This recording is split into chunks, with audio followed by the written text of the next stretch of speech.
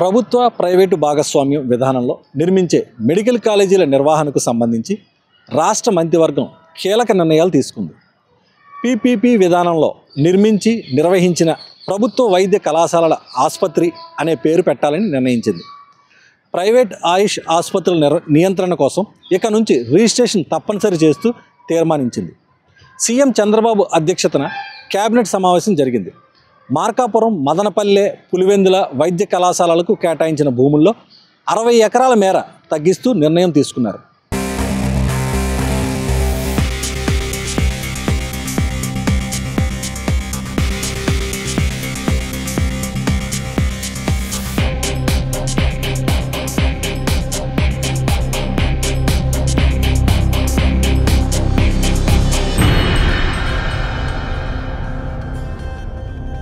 PPP విధానంలో వైద్య కళాశాలలకు కేటాయించిన భూములను వాణిజ్య అవసరాలకు, వైద్యేతర కార్యక్రమాలకు వినియోగించరాదని మంత్రిమండలి స్పష్టం చేసింది.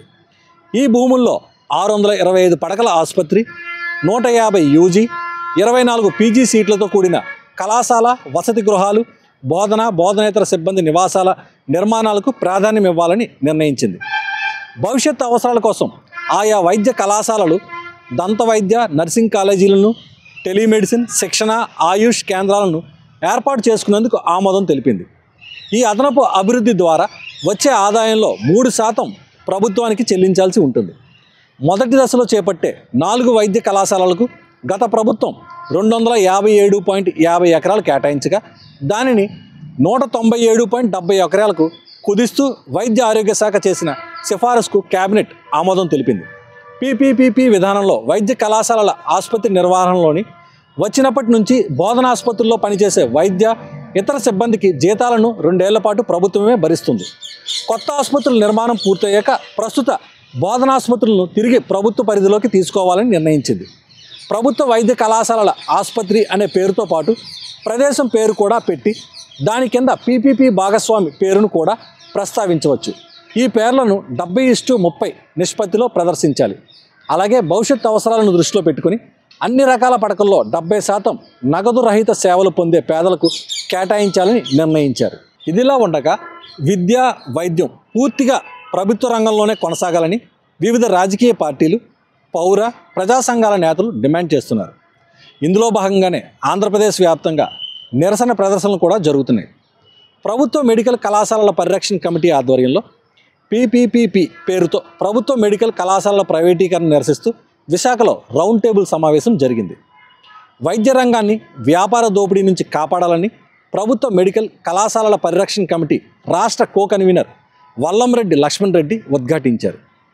కోవిడ్ సమయంలో ప్రభుత్వ ఆసుపత్రుల కృషి అమోఘమని, ప్రైవేట్ ఆసుపత్రులు ధనార్జన కేంద్రాలుగా మారాయని గుర్తు చేశారు. రాష్ట్రంలో 10 ప్రభుత్వ మెడికల్ కాలేజీలను పీపీపీ విధానంలో ప్రైవేటీకరించడం వల్ల పేద ప్రజలకు తీవ్ర నష్టం జరుగుతుందన్నారు. వల్లంరెడ్డి లక్ష్మణ్ రెడ్డి, జనచైతన్య వేదిక రాష్ట్ర అధ్యక్షుడిని, ప్రభుత్వ మెడికల్ కళాశాలల పరిరక్షణ కమిటీ రాష్ట్ర కో-కన్వీనర్ని. ఈరోజు ఆంధ్రప్రదేశ్లో గత ప్రభుత్వం తీసుకొచ్చిన 17 ప్రభుత్వ మెడికల్ కళాశాలల్లో 10 మెడికల్ కళాశాలని పీపీపీ అనే ఒక ముద్దు పేరుతో ప్రైవేటీకరణ చేయాలని ఈ ప్రభుత్వం చూస్తూ ఉంది. వారు చెప్తున్న ప్రధాన సమస్య నిధుల కొరతని. అంటే ఒక 5,000 కోట్ల రూపాయలు ఖర్చు పెడితే 10 మెడికల్ కళాశాలలు ప్రభుత్వ పరంగా కొనసాగి 10 ప్రభుత్వ ఆసుపత్రులు వాటికి అనుబంధంగా ఏర్పడి కొన్ని లక్షల మంది రోగులకి, పేద రోగులకి అది వైద్య విద్యని అందించే పరిస్థితి ఉంటే ఆ 5,000 కోట్ల రూపాయలు మేము ఖర్చు పెట్టలేము, మేము ప్రైవేట్ వ్యక్తులకు ఇస్తామని చెప్తున్నారు. మరొక వైపునేమో అమరావతి అనే పేరుతో, రాజధాని అనే పేరుతో, ప్రపంచంలో 5వ అతిపెద్ద నగరంగా తీర్చిదిద్దాలనే పేరుతో 1,00,000 కోట్లకు పైగా ఖర్చు పెట్టడానికి అప్పులు చేస్తూ ఉన్నారు. ఈరోజు ఆంధ్రప్రదేశ్లో ప్రైవేట్ వైద్యం ఎలా ఉందంటే ఒక పేద రోగి ఒక ఆపరేషన్ చేయించుకుంటే అతను అప్పులు పాలై జీవితం అంతా అప్పులు తెచ్చే పరిస్థితి. ప్రైవేట్ వైద్యంలో విపరీతమైన దోపిడీ కొనసాగుతూ ఉంది. విద్య, వైద్యం ఈ పీపీపీ మోడల్ని వ్యతిరేకిస్తూ ఈ సమాజంలో ఉన్న పౌర సంస్థల్ని, ప్రజా సంఘాలని, రాజకీయ పార్టీలని, విద్యాశాఖల్ని అందరినీ కలుపుకొని ఐక్య ఉద్యమానికి పూనుకుంటాం. పోయిన ముఖ్యమంత్రి గారు తీసుకొచ్చిన మెడికల్ కాలేజెస్లో కొన్ని వచ్చేసినాయండి. ఇంకా రాని ఒక 10 మాత్రమే ఉన్నాయి. ఆ 10 కూడా ఒక్కో కాలేజీకి 300 నుంచి 500 కోట్ల రూపాయలు అవుతుంది ఖర్చు మెడికల్ కాలేజెస్కి. ఎన్నో ప్రజాహిత కార్యక్రమాలు చేస్తున్నారు. ఇది కూడా ఒక ప్రజాహిత కార్యక్రమంగా అన్ని మెడికల్ కాలేజెస్ని పబ్లిక్ సెక్టర్లోనే ఉండేటట్లుగా వారు నిర్ణయం తీసుకోవాలి.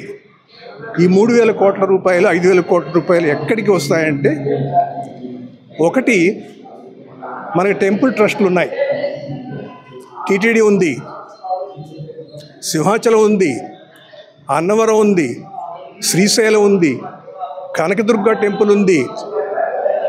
వాళ్ళ తరపున ఈ కాలేజెస్ పెట్టేస్తే ఏమో కొంచెం అవకాశం ఉండొచ్చేమో నా ఉద్దేశం. అలాగే ఈ ఇన్వెస్ట్మెంట్ డొనేషన్స్ ఇచ్చేవాళ్ళు ఉంటారు. వాళ్ళు ఇతర దేశాల నుంచి మన వాళ్ళు అయి ఉండొచ్చు, ఇక్కడ ఉన్న ఇండస్ట్రీస్ట్ అవ్వచ్చు. డబ్బులు నరసింహరావు గారు డబ్బులు ఉంటే ఇచ్చేవారు ఆయన, కానీ ఆయన దగ్గర డబ్బులు లేవు కాబట్టి ఇవ్వలేడు. డబ్బులు ఉన్న వాళ్ళు ఇస్తారు. 100 కోట్ల రూపాయలు ఇస్తే కాలేజీ మీ పేరు పెడతామని చెప్పండి. గవర్నమెంటే, కాలేజీ ఈజ్ గవర్నమెంట్, బట్ వాళ్ళ పేరు వస్తుంది.